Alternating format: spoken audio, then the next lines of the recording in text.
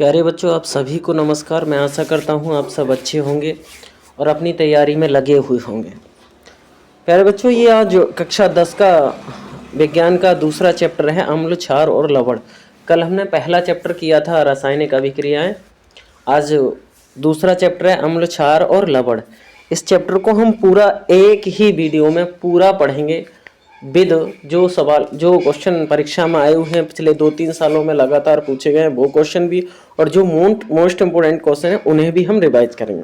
Chapter start करने से पहले बेटा मैं आप लोगों से एक गुजारिश करूंगा, मैं आपसे एक आग्रह करूंगा कि जो भी हमारे चैनल पर नए हैं वो इस चैनल को सब्सक्राइब कर लें, शेयर कर दें और लाइक भी कर दें, और अपने दोस्तों को भी बता दें इस चैनल के बारे में, दोस्तों के पास शेयर भी कर दें और दोस्तों के को इसके बारे में अवगत भी करा दें। बेटा बोर्ड परीक्षा से पहले हम लगभग 9 to 12 शॉर्ट तरीके से, थोड़ा शॉर्ट, क्योंकि सीरियसली पढ़ा तो सबने होगा लेकिन जिन बच्चों की बिल्कुल तैयारी नहीं हो पाई है अभी तक, उन बच्चों के लिए भी स्पेशल तरीके से पूरा सिलेबस पूरा करा देंगे, जिससे हर एक बच्चे की अच्छी परसेंटेज बन जाए और पास हो जाए। बिना देरी किए हुए मैं पहले ही चैप्टर की थोड़ी समरी दे रखी है। चैप्टर का नाम है अम्ल, क्षारक और लवण। अम्ल, क्षारक और लवण, इसके बारे में थोड़ी ये समरी बनी हुई है। चूंकि इस समरी से आगे चलते हैं, पहले बहुविकल्पीय क्वेश्चन है।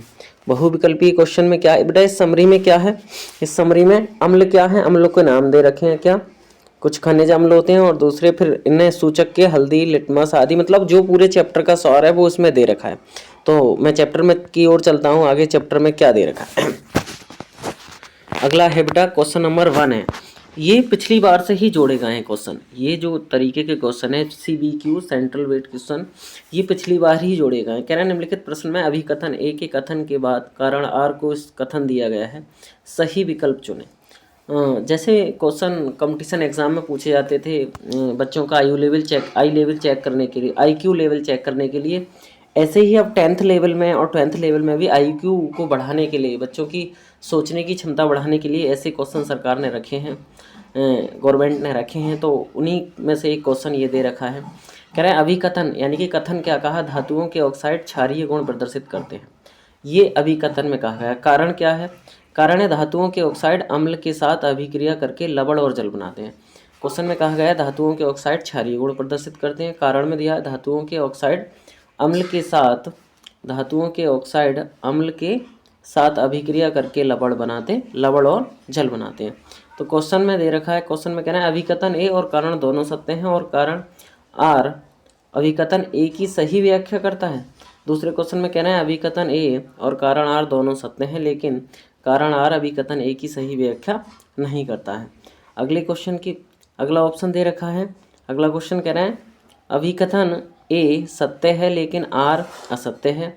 अभिकथन ए असत्य है लेकिन आर सत्य है। तो बेटा इस क्वेश्चन का ऑप्शन का आंसर कौन सा है, इसका आंसर है पहला। कहना अभिकथन ए और कारण आर दोनों सत्य हैं, कारण आर अभिकथन ए की सही व्याख्या भी करता है। अगले क्वेश्चन की ओर चलते हैं, क्वेश्चन नंबर 2। क्वेश्चन नंबर 2 में कह रहे हैं H2S विलयन का pH मान होता है, या क्वेश्चन इस तरीके से भी पूछा जा सकता है अम्लीय विलयन का pH मान क्या होता है, या H2SO4 के जलीय विलयन का pH मान क्या होता है। तो बेटा ये सब क्या है, ये सब अम्ल हैं और अम्लों का pH मान कितना होता है, अम्लों का pH मान 7 से कम होता है, 7 से कम होता है। अम्लों का pH मान 7 से कम होता है। अगले क्वेश्चन की ओर कह रहे हैं क्षारीय विलयन का pH मान। बेटा क्षारीय, देखो मैं टेबल बना देता हूँ, ये है 7 यहाँ, अगर 7 से कम होगा, 7 से कम होगा तो वो होंगे अम्ल, तो वो क्या होंगे अम्ल, और 7 से ज़्यादा होगा तो वो क्या होंगे क्षार। तो ये कह रहे हैं क्षार, तो क्षार का कितना होगा 7 से अधिक, और 7 किसका होगा, 7 होगा जल का, 7 किसका होगा जल का। अगले क्वेश्चन की ओर है, क्वेश्चन नंबर 4। कोई विलयन लाल लिटमस को नीला कर देता है, इसका pH मान संभवतः क्या होगा। लाल लिटमस को नीला कौन कर देते हैं, लाल लिटमस को नीला कौन कर देते हैं बेटा, लाल लिटमस को नीला कौन कर देते हैं, क्षार लाल लिटमस को नीला कर देते हैं। तो ये क्षार होगा ना, तो क्षार, बाकी तो सब कितने हैं 7 से कम है, बाकी तो सब 7 से कम है, 7 से ज़्यादा वाला केवल एक ही है 10, तो इसका ऑप्शन 10 होगा। अगले क्वेश्चन की ओर, अगले क्वेश्चन कह रहे हैं एक विलयन का pH मान 1 है, यह विलयन है। बेटा 7 से कम है तो क्या होगा, 7 से कम है तो अम्ल ही तो होगा, तो इन सब में अम्ल कौन सा है? ये भी लवण है, ये भी क्षार है और ये ग्लूकोज भी नहीं है, लेकिन H2SO4 क्या है? अम्ल है। जब एक है तो वह अम्ल होगा। या फिर एक दूसरी तरीके से निम्नलिखित में से मेथिल ऑरेंज मिलाने पर कौन सा विलयन लाल हो जाता है? तो मेथिल ऑरेंज मिलाने पर जब लाल हो जाता है तो वो अम्ल ही होता है। वो क्या होता है? अम्ल ही होता है। अगले क्वेश्चन कह रहे हैं एक विलयन नीले लिटमस को लाल कर देता है, इसका पीएच मान होगा। नीले लिटमस को लाल कौन करते हैं? अम्ल करता है।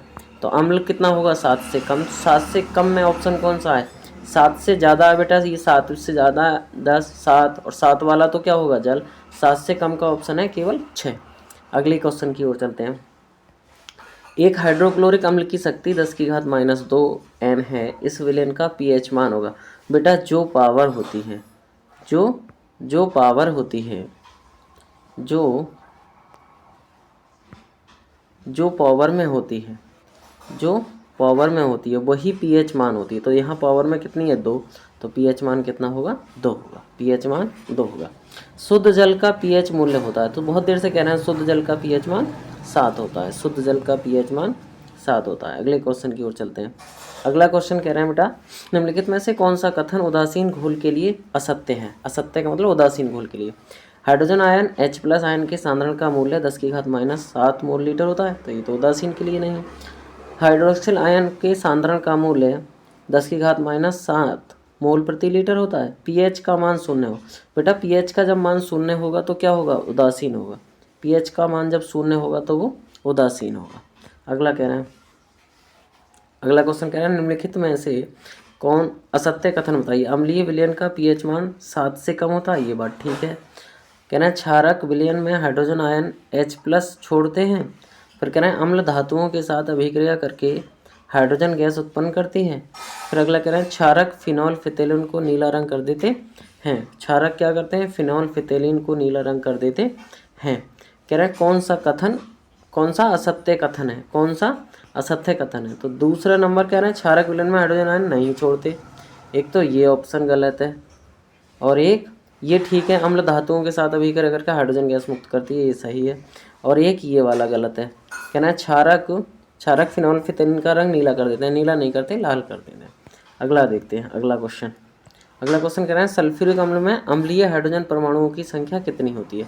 अम्लीय हाइड्रोजन बेटा सल्फ्यूरिक अम्ल का अणुसूत्र कितना होता है? H2SO4। H2SO4। तो हाइड्रोजन चूंकि H होती है तो H की संख्या कितनी हो गई? 2 हो गई। H की संख्या कितनी हो गई? 2 हो गई। अगला धावन सोडा का रासायनिक सूत्र। धावन सोडा का रासायनिक सूत्र, तो धावन सोडा का रासायनिक सूत्र क्या होता है? Na2CO3.10H2। अगले क्वेश्चन की ओर चलना है। अगला क्वेश्चन है निम्नलिखित में से कौन सा अम्लीय लवण है? बेटा अम्लीय लवण कौन सा होगा? जिसमें अम्लीय लवण जिसमें हाइड्रोजन उपस्थित है, NaHSO4, क्योंकि इसी में हाइड्रोजन है, अगला कहना है पेयजल को जीवाणु रहित करने में प्रयोग किया जाता है किसका? CaOCl2, बुझे चूने का CaOCl2। अगला क्वेश्चन कह रहे हैं सल्फर डाइऑक्साइड का जलीय विलयन होता है। कैसा होता है? अम्लीय होता है। कैसा होता है? अम्लीय होता है। अगला कह रहा है एक विलयन का पीएच मान 3 है, विलयन होगा 7 से कम है तो 3 है तो अम्लीय होगा, 3 है तो 3 तो 7 से कम है तो अम्लीय होगा। अम्लीय वर्षा के जल का संभावित मान होता है 7 से कम होता है। अम्लीय वर्षा का 7 से कम लगभग 5.2 होता है। लगभग कितना होता है? 5.2। अगला कह रहे हैं बेकिंग पाउडर को गर्म करने से कौन सी गैस निकलती है? बेकिंग पाउडर को गर्म करने से कौन सी गैस निकलती है? CO2 निकलती है। कौन सी गैस निकलती है? CO2 गैस निकलती है। अगला क्वेश्चन कह रहे हैं क्षारक के साथ हल्दी का रंग होता है। क्षारक के साथ हल्दी का कौन सा रंग होता है? अगर क्षार में हल्दी डाल देंगे तो कैसा हो जाएगा? भूरा लाल हो जाएगा। कैसा हो जाएगा बेटा? भूरा लाल हो जाएगा। अगला क्वेश्चन कह रहे हैं धावन सोडे का रासायनिक नाम है। धावन सोडे का रासायनिक नाम क्या है? Sodium carbonate. अणुसूत्र Na2CO3। अगले क्वेश्चन कह रहे हैं मीठे सोडे या खाने के सोडे का अणुसूत्र है। मीठे सोडे या खाने का अणुसूत्र NaSCO3, सोडियम बाइकार्बोनेट। क्या? सोडियम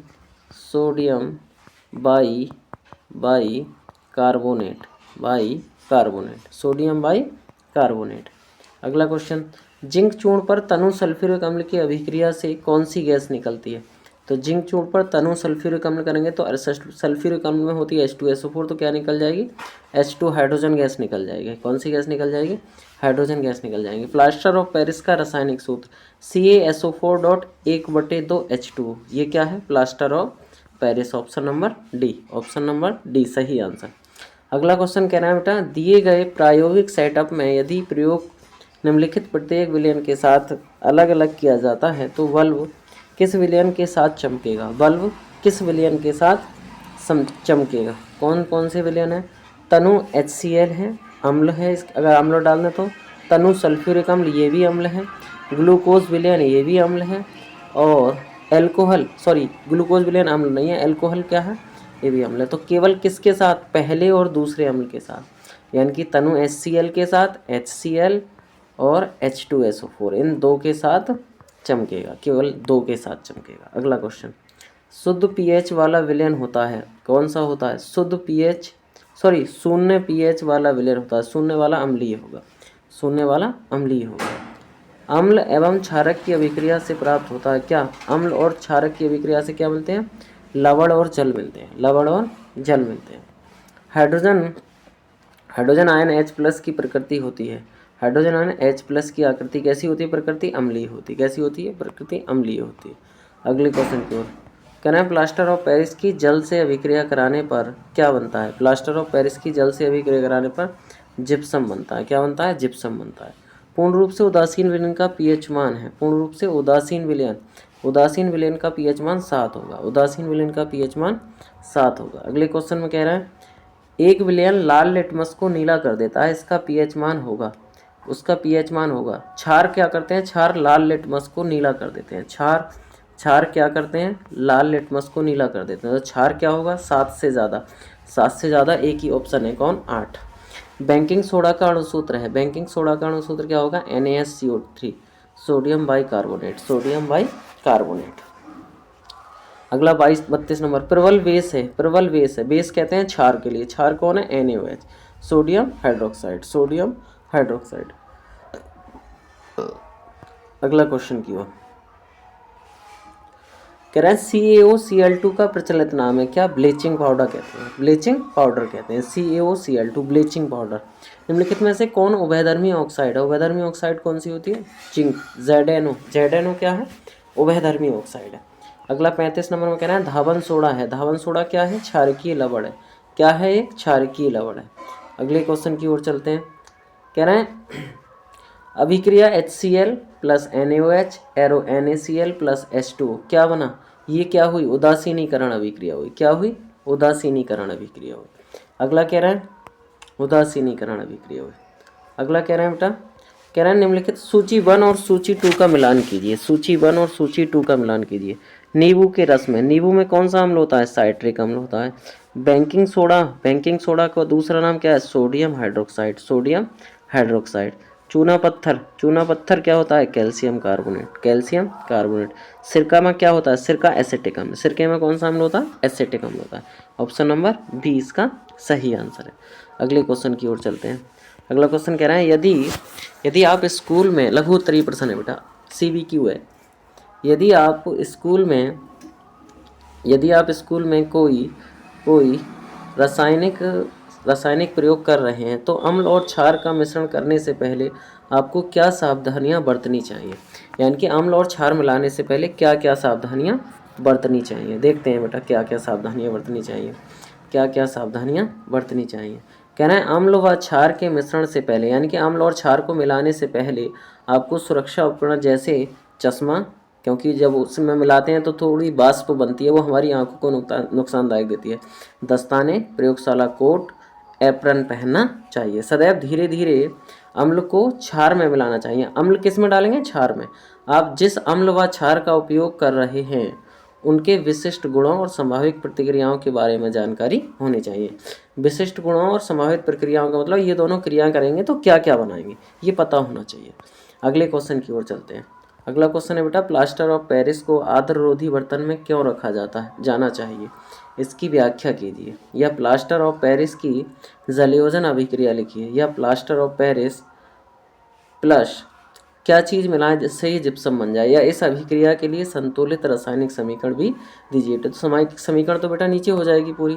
अगले क्वेश्चन इसमें लिखा है प्लास्टर ऑफ पेरिस को आर्द्ररोधी बर्तन बनाने में रखा जाता है क्योंकि यह आर्द्रता नमी जल के संपर्क में आकर बड़ी तीव्रता से जिप्सम में परिवर्तित हो जाता है, जो कि एक बहुत ही कठोर पदार्थ है।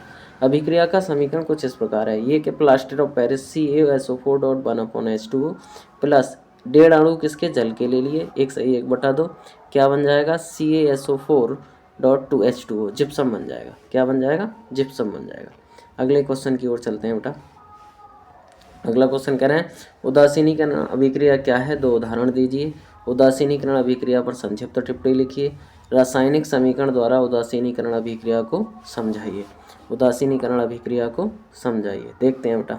कह रहे हैं अम्ल एवं क्षारक की अभिक्रिया के परिणाम स्वरूप लवण और जल प्राप्त होते हैं। इस अभिक्रिया को उदासीनीकरण अभिक्रिया कहते हैं। जैसे उदाहरण क्या दे दिया, सोडियम हाइड्रोक्साइड तथा हाइड्रोक्लोरिक अम्ल की अभिक्रिया, NaOH प्लस HCl की अभिक्रिया, NaOH प्लस HCl की अभिक्रिया, NaOH plus HCl, NaOH plus HCl अम्ल, ये क्षार और ये अम्ल दोनों को मिलाया क्या बना, लवण, NaCl प्लस H2O जल बन गया, प्लस H2O जल बन गया।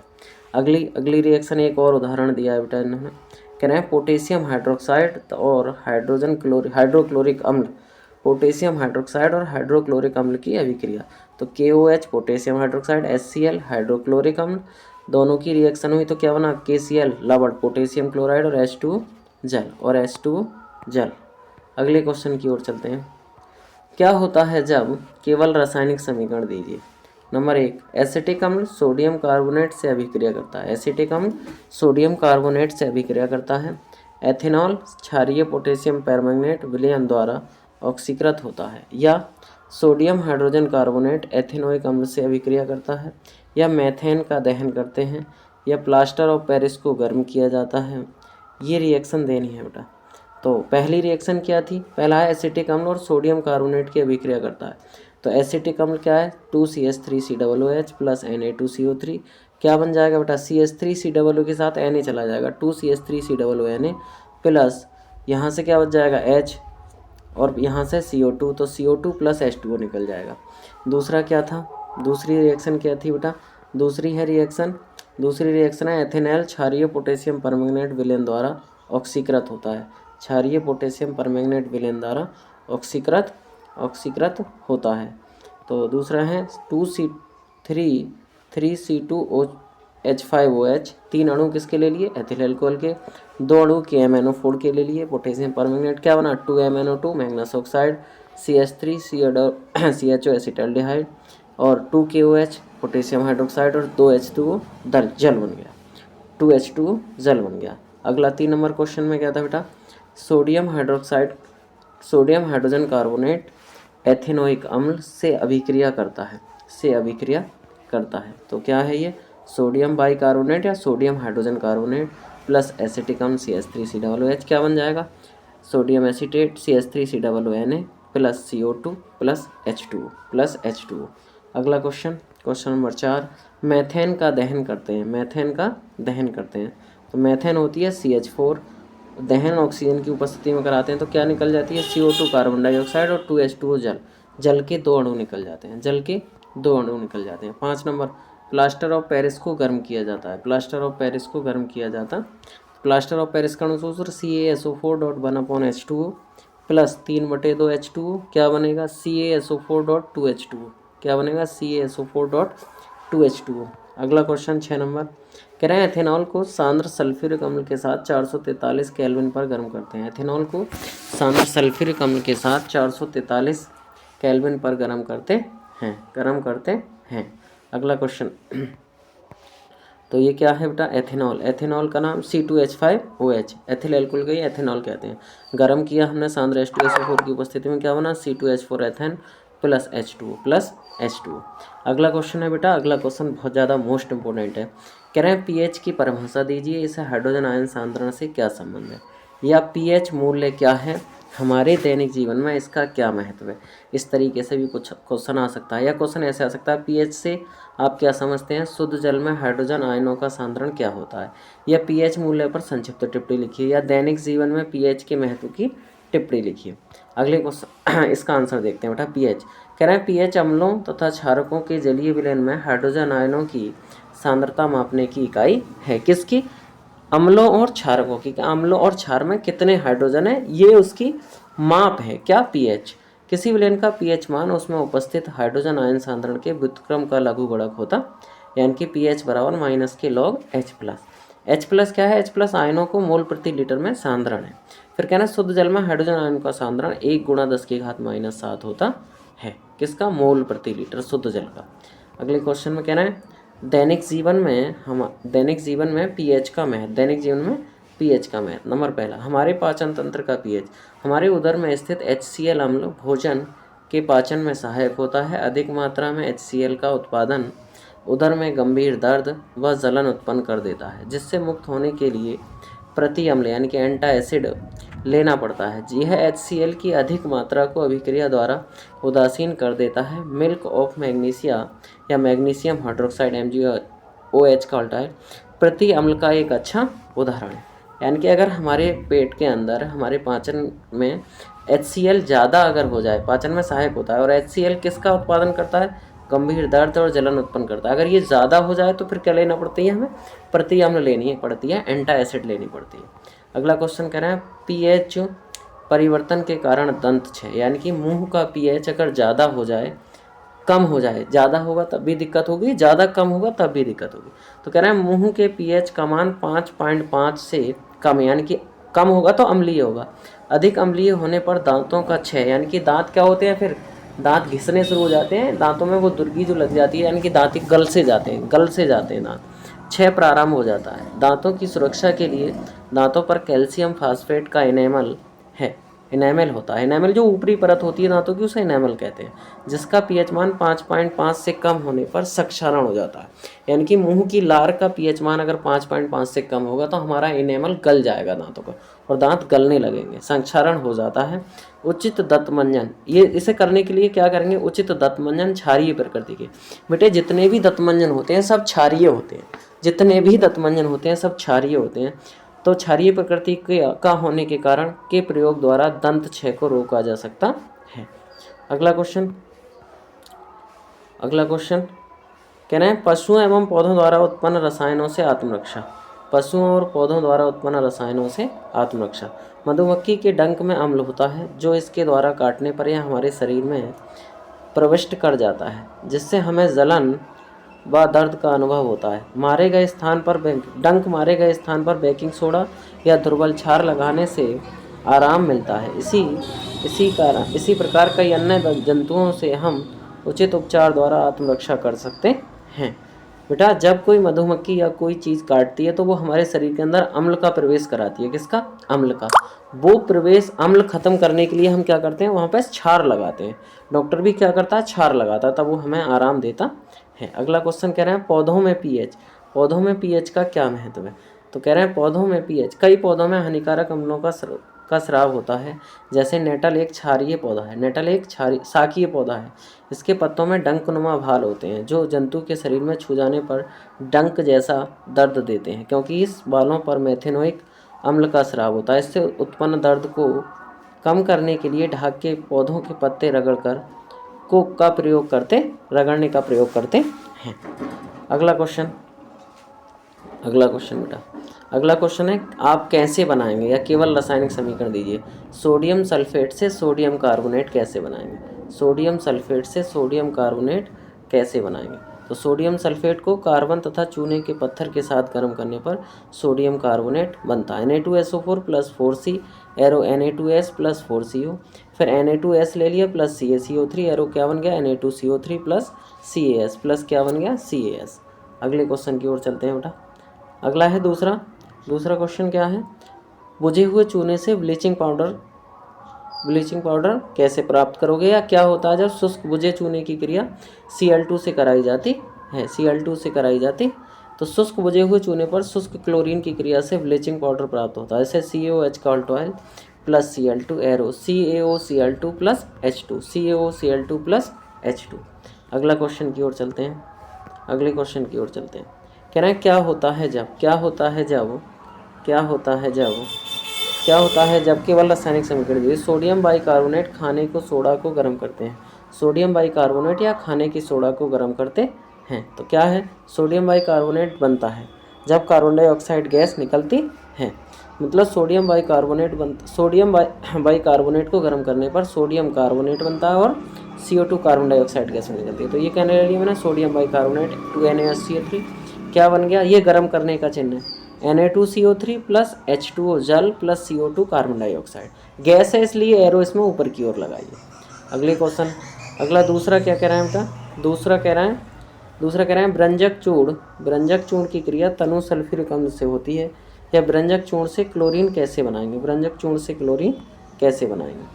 कह रहे हैं क्लोरीन गैस निकलती है, क्या निकलती है, chlorine gas. CaOCl2 plus dill H2SO4 क्या बना, CaSO4 plus H2O plus Cl2 plus Cl2। अगले क्वेश्चन की ओर, अगला क्वेश्चन है बेटा सोडियम हाइड्रोक्साइड बनता है। सोडियम, अच्छा तीसरा क्वेश्चन तो पढ़ लें पहले, तीसरा क्वेश्चन तो पढ़ लें। क्वेश्चन क्या है भाई, तीसरा क्वेश्चन है बेटा सोडियम ऑक्साइड Na2O को जल में घोला जाता है। Na2O को जल में जब घोला जाएगा तो क्या करेंगे, तो Na2O प्लस H2O क्या बना, 2NaOH सोडियम हाइड्रोक्साइड बन गया। क्या बन गया, सोडियम हाइड्रोक्साइड बन गया। अगला क्वेश्चन है बेटा वही CVQ है जो कि IQ बढ़ाने के लिए।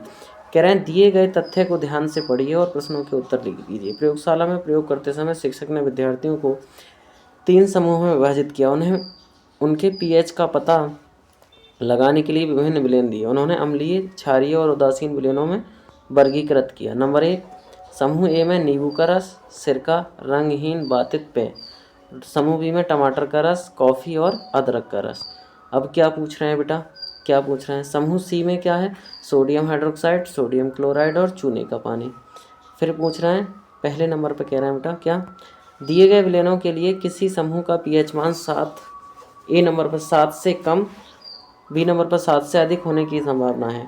किसी विलयन का pH मान निर्धारित करने के 2 तरीके सूचीबद्ध कीजिए।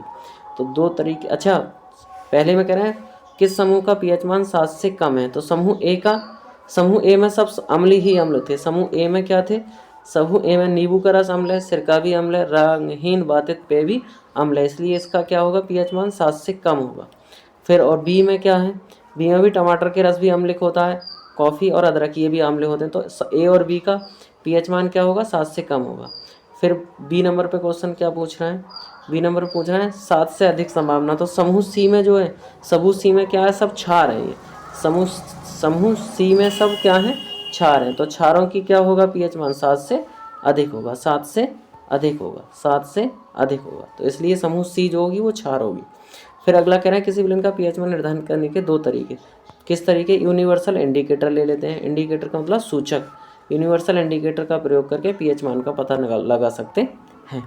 क्वेश्चन नंबर 9 में कह रहा है कास्टिक सोडा या प्लास्टर ऑफ पेरिस के उपयोग लिखिए, या प्लास्टर ऑफ पेरिस का एक उपयोग लिखिए, या प्लास्टर ऑफ पेरिस के उपयोग लिखिए। तो कास्टिक सोडा का क्या उपयोग होते हैं, साबुन और डिटर्जेंट के निर्माण में, साबुन और डिटर्जेंट के निर्माण में, और उसमें ऊर्जा के क्षेत्र में, किसमें, ऊर्जा के क्षेत्र में। प्लास्टर ऑफ पेरिस का क्या है, प्लास्टर ऑफ पेरिस के उपयोग क्या है, शल्य चिकित्सा में प्लास्टर करने में। जब किसी की टांग हाथ पैर टूट जाते हैं तो जो प्लास्टर चढ़ाया जाता है, वो प्लास्टर जो चलाया जाता है वो प्लास्टर ऑफ पेरिस का होता है। और मूर्ति और खिलौने बनाने, मूर्तियाँ और खिलौने बनाने में। अगला क्वेश्चन है बेटा क्वेश्चन नंबर 10, अम्ल क्षारक परस्पर कैसे अभिक्रिया करते हैं, उदाहरण देकर समझाइए, या उदासीनीकरण अभिक्रिया पर टिप्पणी लिखिए। आंसर है बेटा अम्ल क्षारकों से क्रिया करके उनके प्रभाव को नष्ट कर देते हैं तथा लवण और जल का निर्माण करते हैं। लवण व जल बनने की यह अभिक्रिया उदासीनीकरण अभिक्रिया कहलाती है। अम्ल प्लस क्षार क्या बना, लवण और जल, ये क्या कहलाएगी, उदासीनीकरण अभिक्रिया कहलाएगी। उदाहरण जैसे, उदाहरण में कह रहे हैं जब HCl अम्ल को सोडियम हाइड्रोक्साइड के साथ अभिकृत करते हैं तो सोडियम क्लोराइड और जल बनते हैं। अभिक्रिया निम्न प्रकार होती है, क्या, HCl प्लस NaOH क्या बना, NaCl प्लस H2O। ये क्या है, उदासीनीकरण अभिक्रिया। ये क्या है, उदासीनीकरण अभिक्रिया। अगले क्वेश्चन की ओर चलते हैं, क्या होता है जब, क्या होता है जब केवल रासायनिक समीकरण दीजिए। सोडियम क्लोराइड के संतृप्त जलीय विलयन में NH3 और CO2 प्रवाहित की जाती है। तो NaCl sodium chloride plus NH3 गोला प्लस CO2 जुड़ा और जलीय विलयन है तो H2O मिला दिया। तो तो क्या बना, sodium bicarbonate NaHCO3 plus NH4Cl ammonium chloride, ammonium chloride. अगले क्वेश्चन की ओर चलते हैं, अगले क्वेश्चन की ओर चलते हैं। अगला क्वेश्चन है विस्तृत। विस्तृत क्वेश्चन क्या है बेटा, विस्तृत क्वेश्चन है अम्ल, क्षार और लवण की परिभाषा एक एक उदाहरण सहित दीजिए। या अम्ल और क्षार से आप क्या समझते हैं, या अम्ल और क्षार की आधुनिक अवधारणा क्या है, प्रत्येक को एक उदाहरण देते हुए स्पष्ट कीजिए। या आयनन सिद्धांत के आधार पर समझाइए कि HCl अम्ल क्यों है और NaOH क्षार क्यों है। अगला क्वेश्चन है अम्ल और भस्म की आधुनिक अवधारणा दीजिए। भस्म किसे कहते हैं, क्षार के लिए। एक प्रबल अम्ल और एक दुर्बल अम्ल का दुर्बल भस्म का नाम लिखिए। दुर्बल क्षार, तो बेटा अम्ल क्या है, वे पदार्थ जो जलीय विलयन में हाइड्रोजन आयन देते हैं, हाइड्रोजन का मतलब H+ आयन देते हैं, अम्ल कहलाते हैं। जैसे HCl क्या है, HCl को जब घोलेंगे तो H+ और Cl अलग अलग हो जाएंगे, तो ये क्या होगा, अम्ल। HNO3 घोलेंगे तो H+ अलग हो जाएगा, NO3 अलग हो जाएगा, तो ये क्या होगा, अम्ल हुआ। दूसरा क्वेश्चन है किंतु हाइड्रोजन आयन या प्रोटॉन जलीय विलयन में स्वतंत्र रूप से नहीं रह सकता, यह जल के अणु से संयोग करके हाइड्रोनियम आयन बना लेता है। क्या बना लेता है बेटा, हाइड्रोनियम आयन बना लेता है। क्या बना लेता है, हाइड्रोनियम आयन बना लेता है। फिर अगला कह रहे हैं अम्ल, या फिर दूसरा अम्ल वे पदार्थ हैं जो जलीय विलयन में H3O+ आयन देते हैं, जैसे HCl + H2O एरो क्या बनेगा, H3O+ + Cl-। HNO3 + H2O क्या बना, H3O+ + NO3, तो ये भी क्या कहलाएंगे, अम्ल कहलाएंगे। अब क्षार, क्षार क्या होते हैं बेटा, क्षार क्या होते हैं, क्षार क्या होते हैं, क्षार क्या होते हैं, क्षार क्या होते हैं, क्षार होते हैं बेयौगिक जो जलीय विलयन में हाइड्रोक्सिल आयन देते हैं, OH- आयन देते हैं। हाइड्रोक्सिल आयन के, बेटा OH को हिंदी में हाइड्रोक्सिल आयन कहते हैं। हाइड्रोक्सिल आयन के अतिरिक्त कोई ऋणायन नहीं देते, क्षार कहलाते हैं। जैसे NH4OH, तो क्या अलग होगा, जब घोला तो Na+ और OH- अलग हुआ। ऐसे NH4OH को जब घोला तो NH4 अमोनिया अलग हुई और अमोनियम अलग हुआ और OH- अलग हुआ। जलीय विलयन में हाइड्रोक्सिल आयन भी जलयोजित हो जाते हैं, इनकी घुल जाते हैं। वे क्षारक जो जल में घुलनशील होते हैं क्षार कहलाते हैं, जैसे caustic soda NaOH, caustic potash KOH। अब आते हैं बेटा लवण। लवण में क्या है, लवण है, लवण में वे पदार्थ जो इनका जलीय विलयन में हाइड्रोजन आयन, जिनका जलीय विलयन में हाइड्रोजन आयन के अतिरिक्त कोई अन्य धनायन और हाइड्रोक्सिल आयन के अतिरिक्त कोई अन्य ऋणायन हो, लवण कहलाते हैं। क्या कहलाते हैं, लवण कहलाते हैं। जैसे जिंक सल्फेट, ZnSO4 को जब घोलेंगे तो Zn++ और SO4-। H+ की जगह क्या आ गया, Zn+, OH की जगह क्या आ गया, SO4-, तो ये क्या कहलाएंगे, लवण कहलाएंगे। इसी प्रकार NaCl भी क्या है, लवण। CuSO4 क्या है, कॉपर सल्फेट, लवण। KNO3 क्या है, लवण। NH4Cl क्या है, लवण, भी लवण के उदाहरण है। हाइड्रोक्लोरिक अम्ल HCl एक प्रबल अम्ल है और मैग्नीशियम हाइड्रोक्साइड MOH एक दुर्बल क्षार है। प्रबल अम्ल HCl, दुर्बल क्षार MgOH का हॉल्ट ऑयल। अगले क्वेश्चन की ओर चलते हैं बेटा। अगला क्वेश्चन भी इंपॉर्टेंट है, व्यंजक चूर्ण या ब्लीचिंग पाउडर। व्यंजक चूर्ण का दूसरा नाम क्या है, ब्लीचिंग पाउडर। ब्लीचिंग पाउडर का रासायनिक नाम, अणुसूत्र और उपयोग बताइए। व्यंजक चूर्ण के निर्माण का रासायनिक समीकरण लिखिए। इसके व्यंजन गुण की व्याख्या रासायनिक समीकरण देते हुए लिखिए। या ब्लीचिंग पाउडर का रासायनिक नाम, बनाने की विधि, एक रासायनिक गुण और संबंधित समीकरण दीजिए। या व्यंजक चूर्ण के दो उपयोग लिखिए। या आवश्यक समीकरण देते हुए की सहायता से दर्शाइए कि आप क्लोरीन गैस से व्यंजक चूर्ण कैसे प्राप्त करेंगे। या ब्लीचिंग पाउडर का जल शोधन में उपयोग लिखिए। या व्यंजक चूर्ण प्राप्त करने की विधि का रासायनिक समीकरण दीजिए तथा दो उपयोग लिखिए। या व्यंजक चूर्ण के निर्माण की एक विधि का रासायनिक समीकरण दीजिए। बेटा इन सब तरीके से क्वेश्चन बोर्ड एग्जाम में पूछा जा सकता है। देखते हैं इसका आंसर। बेटा कह रहे हैं ब्लीचिंग पाउडर का दूसरा नाम क्या है, व्यंजक चूर्ण भी कहते हैं। ये भी क्वेश्चन 1 नंबर पर पूछा जाएगा। ब्लीचिंग पाउडर का दूसरा नाम व्यंजक चूर्ण का रासायनिक नाम कैल्शियम ऑक्सीक्लोराइड है। क्या है, कैल्शियम ऑक्सीक्लोराइड। तथा अणुसूत्र CaOCl2। व्यंजक चूर्ण का अणुसूत्र CaOCl2। बनाने की विधि कौन सी है बेटा, बनाने की विधि यह सूखे बुझे हुए चूने पर क्लोरीन की क्रिया से प्राप्त होता है। या इसे दूसरी तरीके से, बुझे चूने पर क्लोरीन गैस प्रवाहित करने पर व्यंजक चूर्ण प्राप्त होता है। इस तरीके से भी लिख सकते हैं। CaOH का हॉल्ट ऑयल प्लस Cl2 क्या बना, CaOCl2 प्लस H2। अगले क्वेश्चन, इसी के गुण क्या हैं। यह एक हल्के पीले रंग का ठोस पदार्थ है जिसमें क्लोरीन गैस की गंध आती रहती है। दूसरा गुण क्या है, इसे जल में घोलकर गर्म करने पर क्लोरीन गैस निकलती है। इसका जलीय विलयन दूध या हो जाता। CaOCl2 प्लस H2O, एरो क्या बन जाएगा, CaOH का हल्टाइल प्लस Cl2, क्लोरीन मुक्त हो जाएगी। अगला है तीसरा गुण क्या है इसका, यह तनु अम्लों के साथ क्रिया करके क्लोरीन गैस मुक्त करता। CaOCl2 plus H2SO4, arrow CaSO4 plus H2O plus Cl2। इस प्रकार प्राप्त क्लोरीन जल से क्रिया करके नवजात ऑक्सीजन निकालती है। रंगयुक्त पदार्थ नवजात ऑक्सीजन से क्रिया करके रंगहीन पदार्थ बनाते हैं। क्या बनाते हैं, रंगहीन, यानी कि ये विरंजक का कार्य करते हैं। किसका, विरंजक का कार्य करते हैं। H2O plus Cl2, arrow 2HCl plus O, 2HCl plus O। तो ये क्या होगा, रंगयुक्त पदार्थ यानी कि रंगीन पदार्थ प्लस O आगे रंगहीन पदार्थ यानी कि विरंजक का कार्य करते हैं। 4 नंबर पे क्या है, 4 नंबर में कह रहे हैं ब्लीचिंग पाउडर एसीटोन अल्कोहल के साथ जल की उपस्थिति में क्रिया करके क्लोरोफॉर्म बनाता है। क्या बनाता है, क्लोरोफॉर्म बनाता है। फिर उपयोग क्या है इसके, ऊन को सिकुड़ने से बचाने में, ऑक्सीकारक के रूप में, क्लोरोफॉर्म बनाने में, चीनी को सफ़ेद करने में यानी कि चीनी को साफ करने में, पेयजल को जीवाणु रहित यानी कि पानी को शुद्ध करने में, सूत और लकड़ी की लुगदी बनाने में, और रंग उड़ाने में यानी कि विरंजक के रूप में। अगला क्वेश्चन बेटा, अगला क्वेश्चन भी बहुत मोस्ट इम्पोर्टेंट है। अगला क्वेश्चन है बेकिंग पाउडर यानी कि खाने का सोडा का रासायनिक नाम एवं अणुसूत्र क्या है, इसको बनाने की विधि, 2 भौतिक गुण, रासायनिक गुण भी लिखिए, या खाने के सोडा बनाने की विधि का रासायनिक समीकरण लिखिए, इस पर ताप का प्रभाव लिखिए, सोडियम कार्बोनेट तथा ताप का क्या प्रभाव होता है, या बेकिंग सोडा बनाने की विधि और एक उपयोग लिखिए, या आवश्यक समीकरणों की सहायता से दर्शाइए कि आप धावन सोडा से बेकिंग सोडा कैसे प्राप्त करेंगे, या बेकिंग सोडा बनाने की विधि और गुणधर्म लिखिए, बेकिंग पाउडर या खाने का सोडे का रासायनिक नाम और अणुसूत्र लिखिए, बेकिंग सोडा या बेकिंग पाउडर को गर्म करने पर क्या होता है, या बेकिंग सोडा के निर्माण की विधि और रासायनिक समीकरण लिखिए, या सोडियम बाइकार्बोनेट के 2 उपयोग लिखिए। बेटा सबसे पहली बात सबसे पहली चीज़, बेकिंग सोडा का रासायनिक नाम क्या है, सोडियम बाइकार्बोनेट, ये चीज़ याद करने की। और अणुसूत्र क्या है, NaHCO3, NaHCO3। बनाने की विधि, यह सोडियम हाइड्रोक्साइड के सांद्र विलयन में अधिक मात्रा में कार्बन डाइऑक्साइड गैस प्रवाहित करने पर प्राप्त होता। 2NaOH plus CO2, arrow Na2CO3 plus H2O, फिर Na2CO3 ले लिया plus H2 plus CO2 carbon dioxide मिलाई, क्या बन गया, 2NaHCO3, sodium bicarbonate, sodium bicarbonate. इसे बेकिंग सोडा भी कहते हैं, इसे बेकिंग सोडा भी कहते हैं।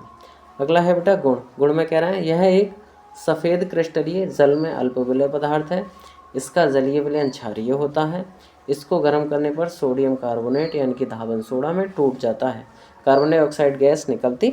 2NaHCl3 को जब मैंने गर्म किया तो क्या बना, Na2CO3 carbon dioxide, sorry Na2CO3 sodium carbonate plus H2O और प्लस CO2 कार्बन डाइऑक्साइड।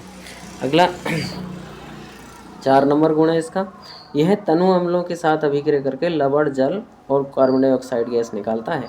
तो NaCO3 प्लस अम्ल ले लिया HCl, तो क्या बनाएगा, NaCl plus H2O plus CO2 carbon dioxide.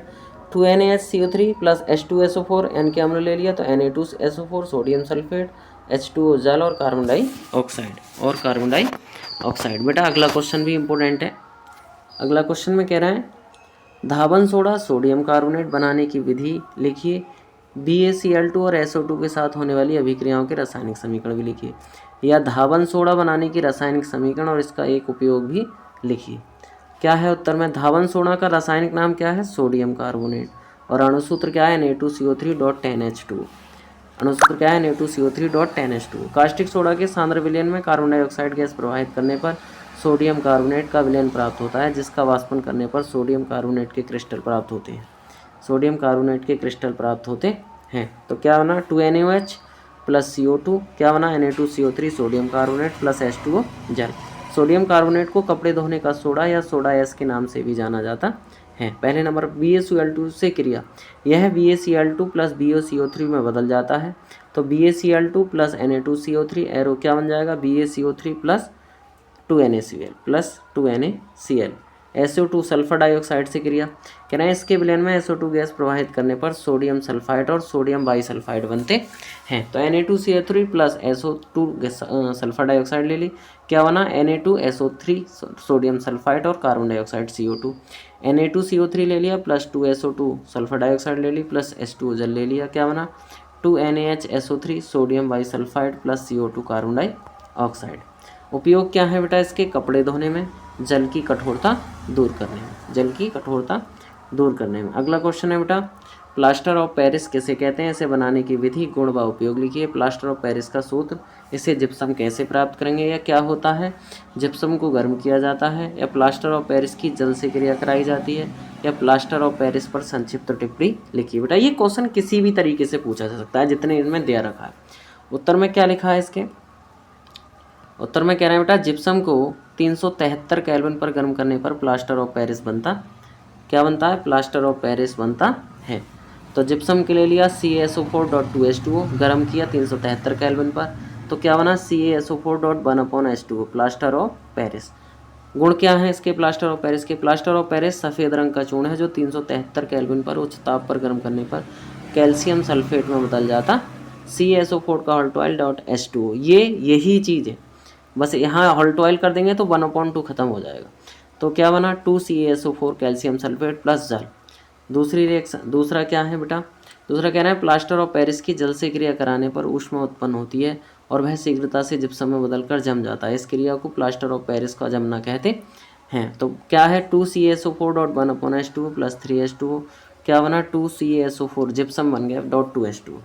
इसका उपयोग क्या होता है बेटा? उपयोग होता है इसका शल्य चिकित्सा में, प्लास्टर करने में, सांचे और मॉडल बनाने में, मूर्तियाँ और खिलौने बनाने में, मूर्तियाँ और खिलौने बनाने में। बेटा आज के लिए इतना ही काफ़ी। चैप्टर नंबर 2 अम्ल, क्षार और लवण पूरा हो गया। मैं आशा करूँगा कि आप सब लोग इस चैप्टर को ध्यानपूर्वक पढ़ेंगे, देखेंगे, समझेंगे और अपने एग्ज़ाम में अच्छा करेंगे। आज के लिए इतना ही काफ़ी। Thank for watching Atal study channel.